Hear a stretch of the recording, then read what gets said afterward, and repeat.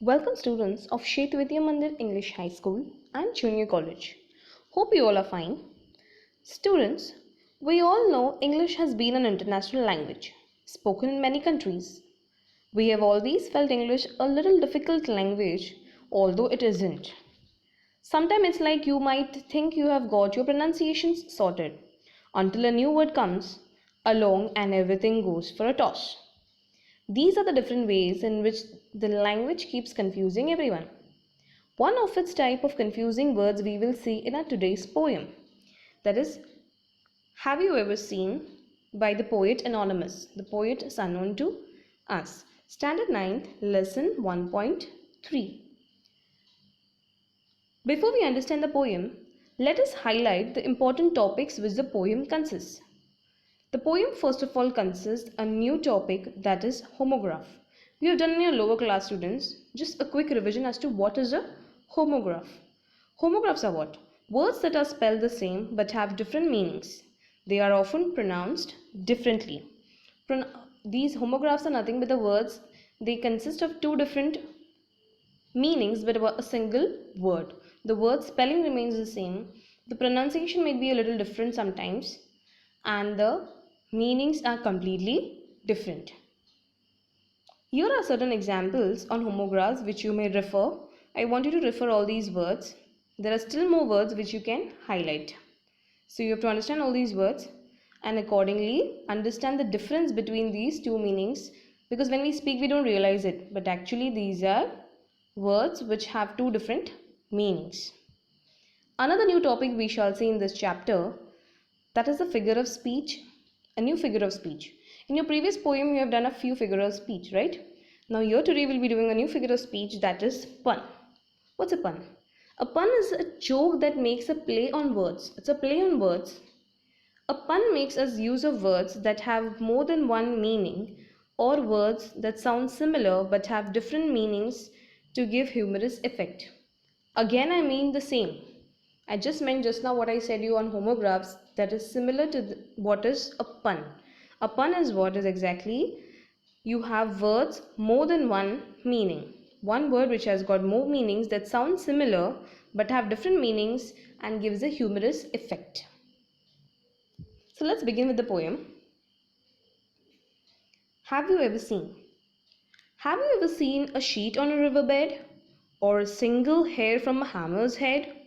Has the foot of a mountain any toes? And is there a pair of garden hose? Does the needle ever wink its eye? Why doesn't the wing of a building fly? Can you tickle the ribs of a parasol? Or open the trunk of a tree at all? Are the teeth of a rake ever going to bite? Have the hands of a clock any left or right? Can the garden plot be deep and dark? And what is the sound of the birds bark? You can see the entire poem is full of question mark. You are just finding for an answer. The poet, who is unknown to us over here, is just highlighting, and do you know all this? Have you seen all this? Have you heard about all this? Now when you read the poem you just feel like it doesn't sound similar. The words which are meant different are being asked to do something different, isn't it? So let's understand each and every line as to what different meanings you find. I'm going to explain you each and every line of the poem.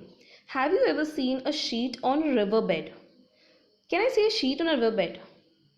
Riverbed you say, but a riverbed is really a bed which is on the river, or a river which has a bed? No, the bed here has two meanings. Piece of furniture on which you sleep and the bottom of the river. You can see the picture over here. The bottom part or the end part of the river is called as the riverbed. Or a single hair from a hammer's head. Hammer, you already know it looks like this. You can see a weapon over there. It's like a hammer. The grey part is, or the grey or the blackish part is called as the hammer head. So can you have a hair on that head? No, it's we humans who can have head and a hair on the head, right? So head is part of the body and the top part of the hammer, top of a hammer. Has the foot of a mountain any toes?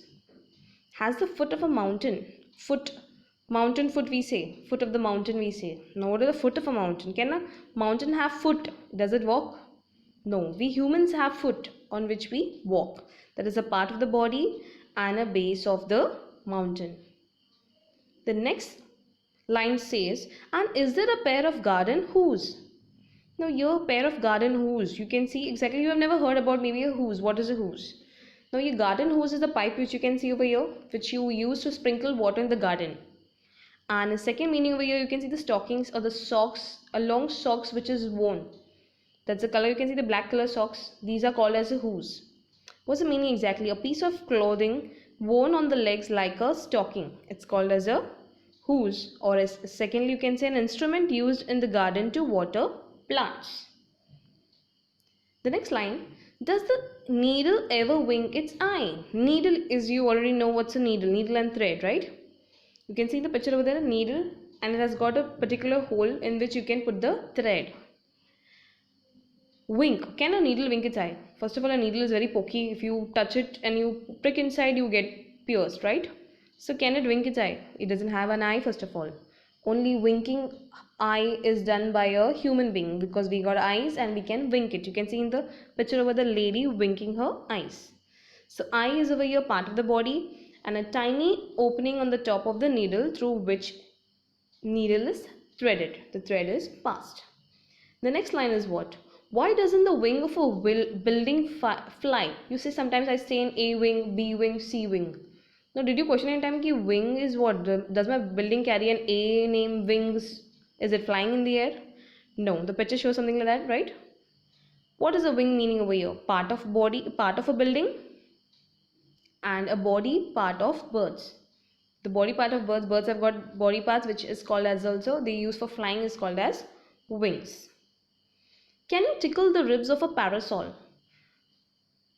The parasol is nothing but an umbrella. The curved part which is used in umbrella is called as a parasol.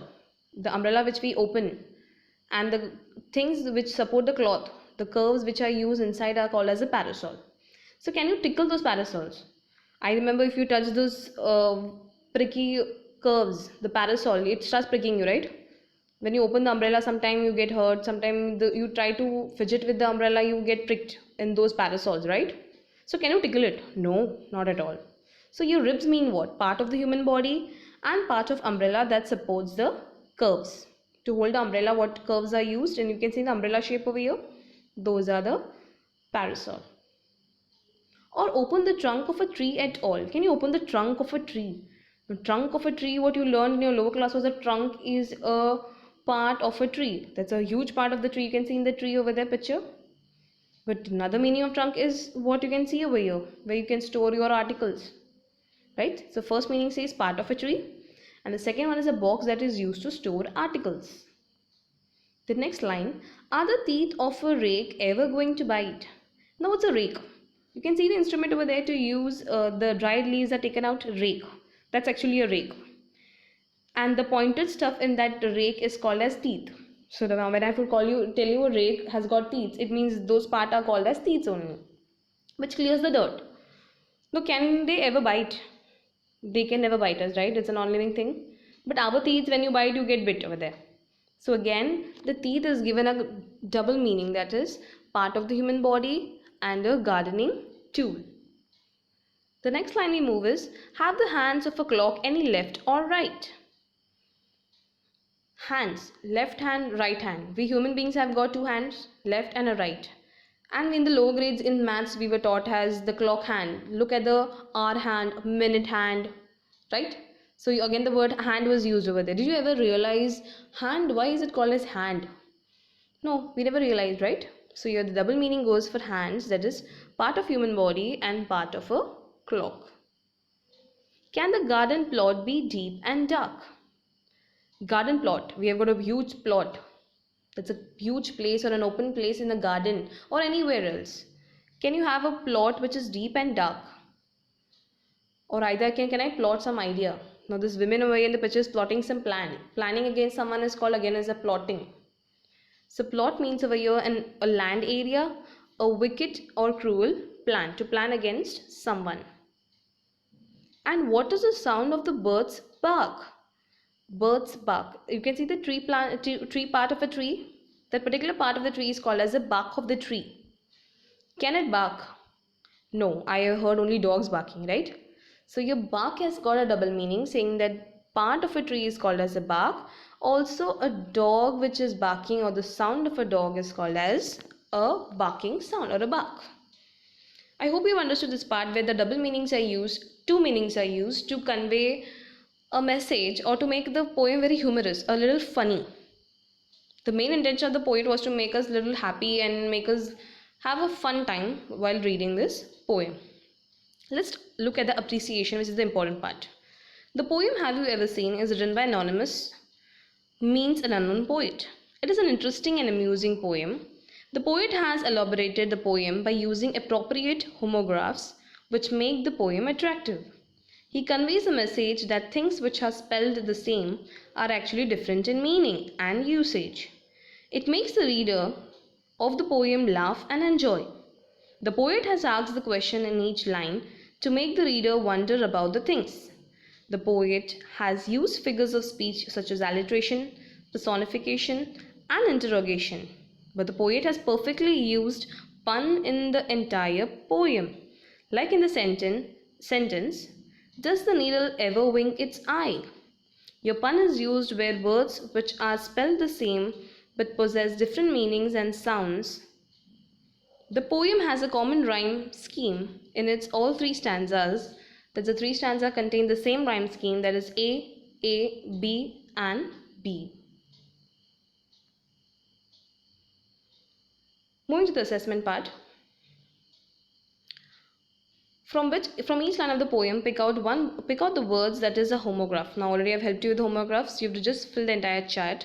Write its meaning in the context and phrase used in the poem. Then write the other meaning implied in the question. One meaning of your own, which is actual meaning, and one meaning what is in the poem which is asked, which we have already done. Second question is, write two lines from the poem which you find humorous. Justify your choice. Any two lines which you felt most funny, like the building wing can fly, which I felt funny. A wing cannot fly. A building wing it is, right? So you can pick out any two lines and give a reason for that. Find out from the poem three examples of each. There is interrogation. The entire poem is interrogation. You can pick up any three lines which you like.